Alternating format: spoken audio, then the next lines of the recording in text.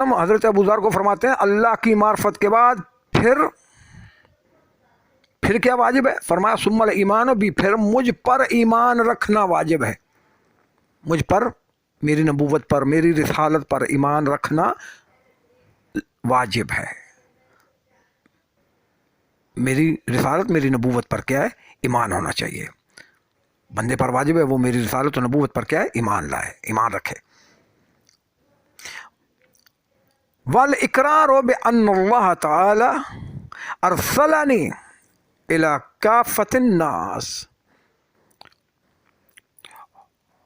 اور اس بات کا بھی اقرار کرے کہ اللہ سبحانہ و تعالی نے مجھے کیا ہے؟ صرف مکے کے لوگوں کے لیے، مدینے کے لوگوں کے لیے نہیں بھیجا ان کی طرف ہدایت کے لیے، بلکہ مجھے تمام بنی آدم کے لیے، الی کافۃ الناس، تمام بنی بشر، تمام بنی آدم. بنی آدم جو ہے نا، آدم کی جتنی اولاد ہے، اب یہ روئے زمین پہ جتنے بھی لوگ ہیں یہ پیغمبر کے کہنے کی بات مراد، یہ پیغمبر کہنا چاہتے ہیں کہ روئے زمین پہ جتنی بھی قوم ہے، جتنے لوگ، جہاں لوگ موجود ہیں، ان سب کی طرف اللہ سبحانہ و تعالیٰ نے مجھے پیغمبر بنا کے بھیجا ہے. بشیرا و نذیرا، مجھے بشارتیں دینے والا، مجھے ڈرانے والا پیغمبر بنا کے بھیجا ہے. اللہ اکبر. وداعیا الی اللہ باذنہ، اور مجھے اللہ کی طرف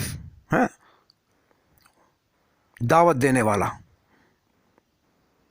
اور ایسا دعوت دینا کہ جو میں اللہ کے اذن سے، کہ میں اللہ کی طرف دعوت دینے والا نبی ہوں، اللہ کے اذن سے اللہ کی طرف میں دعوت دینے والا پیغمبر ہوں.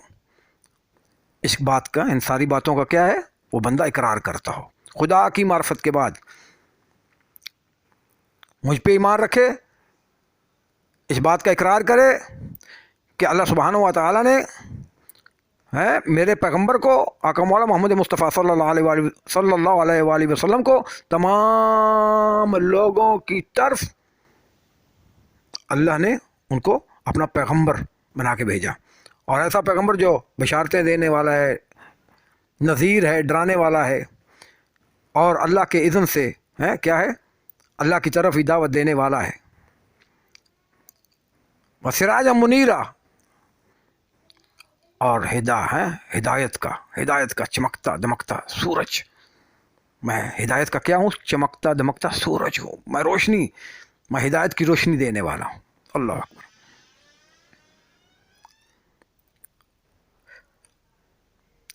یہاں تک پیغمبر اکرم صلی اللہ علیہ وآلہ وسلم نے کیا کیا؟ اپنے متعلق فرمایا. یہاں تک پیغمبر اکرم صلی اللہ علیہ وآلہ وسلم نے سب کچھ اپنے متعلق فرمایا. اور پھر کیا فرمایا؟ ثم حب اہل بیتی، پھر کیا ہے؟ میرے اہل بیت کی محبت کو اپنے لیے واجب سمجھے. میرے اہل بیت کی محبت کو اپنے لیے کیا ہے؟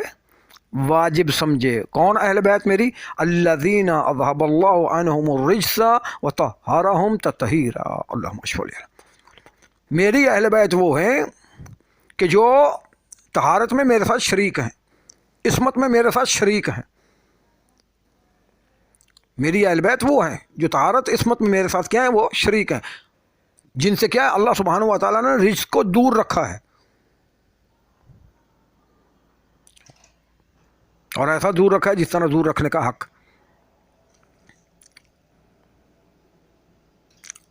وَعَلَمْ يَا أَبَا ذَرَ، اے ابو ذر تمہیں یہ بھی بات معلوم ہونی چاہیے، ان اللہ عز وجل جعل اہل بیتی فی امتی کسفینۃ نوح، من رکبها نجا ومن رغب عنها غرق. اللہ اکبر. اب یہ پیغمبر خدا صلی اللہ علیہ وآلہ وسلم ان اگلی حدیث کے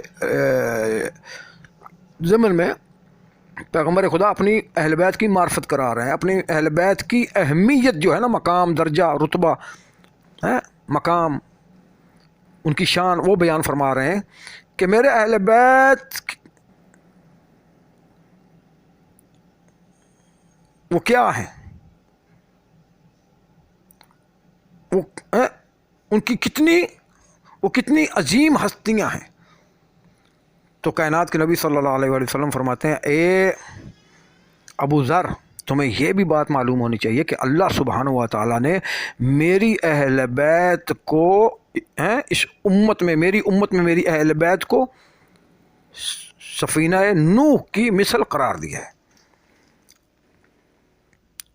وہ جس طرح حضرت نوح نے نجات کے لیے، اپنی قوم کی نجات کے لیے بیڑا بنایا تھا نا، سفینہ بنایا تھا، اور جو اس میں سوار ہو گئے تھے، بیٹھ گئے تھے نبی کے ساتھ، نبی اللہ کے ساتھ، ان کو کیا ہے، نجات مل گئی تھی۔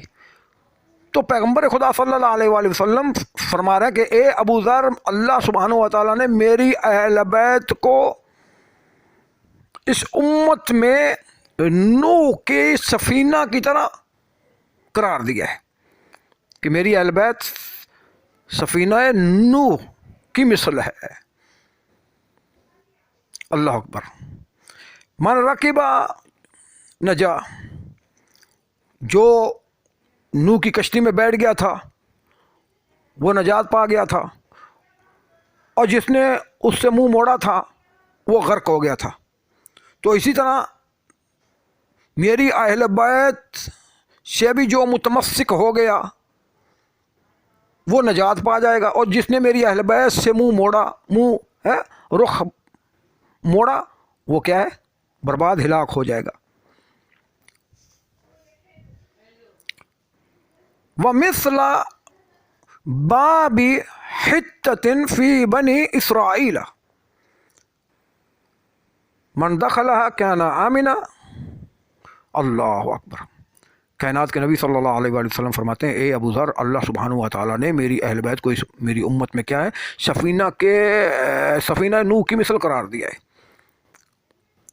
جو سفینے میں بیٹھ گئے تھے وہ بچ گئے تھے، اور جو مخالف تھے وہ کیا ہے، ڈوب گئے تھے، غرق ہو گئے تھے۔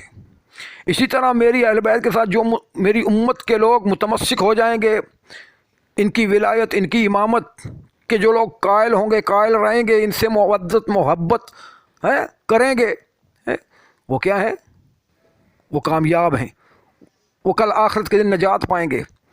اور جو ان کی ولایت و امامت کے منکر ہوں گے، ان کی مودت و محبت سے دور ہوں گے، وہ کیا ہے، وہ یہاں بھی غرق ہیں، کل قیامت کے دن بھی کیا ہے، وہ لوگ برباد ہوں گے، غرق ہوں گے، ان کے لیے سیدھی جہنم ہوگی۔ اور کیا ہے، میری اہل بیت کیا ہے، باب حتہ کی مثل ہے۔ اللہ اکبر۔ وہ باب حتہ جو بنی اسرائیل میں تھا، اور پیغمبر اللہ سبحانہ و تعالیٰ نے بنی اسرائیل سے کہا تھا کہ اس دروازے سے گزر جاؤ،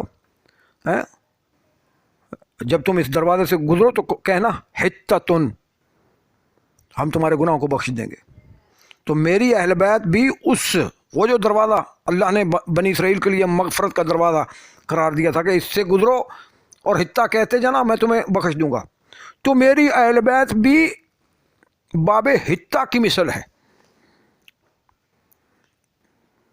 باب حتہ جس طرح بنی اسرائیل میں تھا، تو میری اہل بیت بھی کیا ہے، باب حتہ کی مثل میری امت میں ہے، میری امت میں باب حتہ کی مثل ہے۔